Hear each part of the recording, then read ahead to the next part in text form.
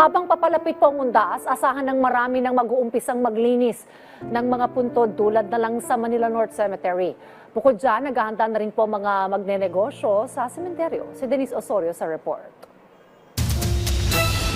Nakilala natin ang tinaguriang legendary na manggagawa ng lapida sa Manila North Cemetery. At sa edad na 67, todo kayod pa rin si Mario Formales at nananatiling in demand pa rin. Ang dating sepulturero at mason, siya na ang pinakamatandang umuukit ng marmol sa Manila North Cemetery sa loob ng mahigit na 3 dekada sa paggawa ng lapida. Parang nainganyo ko. Minapanood siya, galing nito. Parang kaya ko to. Sabi ko, kaya ko itong gawin. Mura lang siya maningil. 250 pesos ang isang simpleng pagpapaletra ng pangalan sa marmol.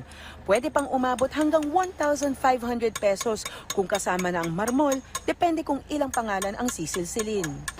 Araw-araw eh. Kahit dalawa, mayroon ko maghapon. Pero pag marami, makaka-anim ako maghapon.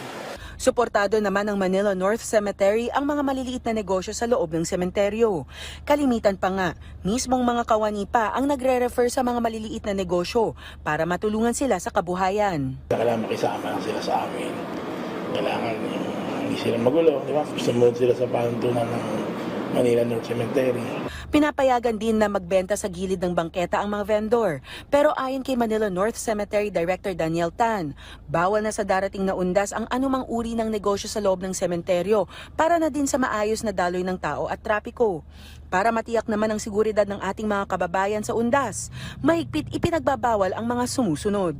Baril, lahat ng uri ng matalim na bagay gaya ng kutsilyo, cutter, spatula at iba pa. Lahat ng uri ng nakakalasing na inumin. Alagang hayop tulad ng aso, pusa at iba pa. Gitara, malalakas na sound system at speakers. Mga bagay na madaling magliyab gaya ng alcohol, thinner at iba pa. At lahat ng uri ng pagsusugal at pangsugal. May 64 na CCTV cameras at 4 na IPPTZ cameras sa perimeter ng sementeryo. Kaya handang-handa na sila para siguraduhin ang seguridad ng ating mga kababayang dadagsa sa long weekend ng undas. Meron tayong may security tayo diyan. Meron tayong 15 volunteers tapos 24 hours po, 24/7 na meron po tayong PNP. Meron mga karatula po tayo sa first aid natin. May ambulansya po tayo, may fire truck po tayo sa loob na nakadesignate naman po.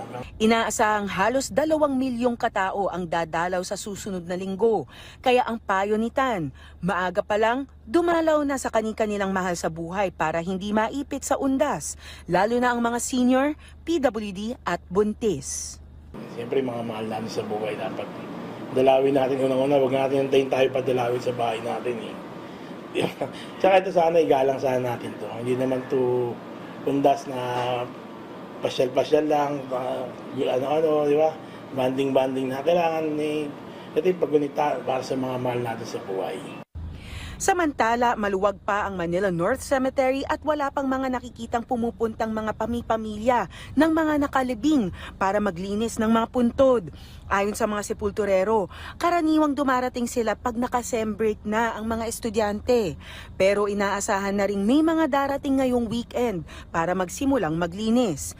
Para sa mga may planong dumalaw at maglinis ng nicho, bukas sila araw-araw mula 6 a.m. hanggang 6 p.m. Pero sa October 29 hanggang November 2 naman, 5 a.m. hanggang 9 p.m. Denise Osorio, para sa Pambansang TV, sa Bagong Pilipinas.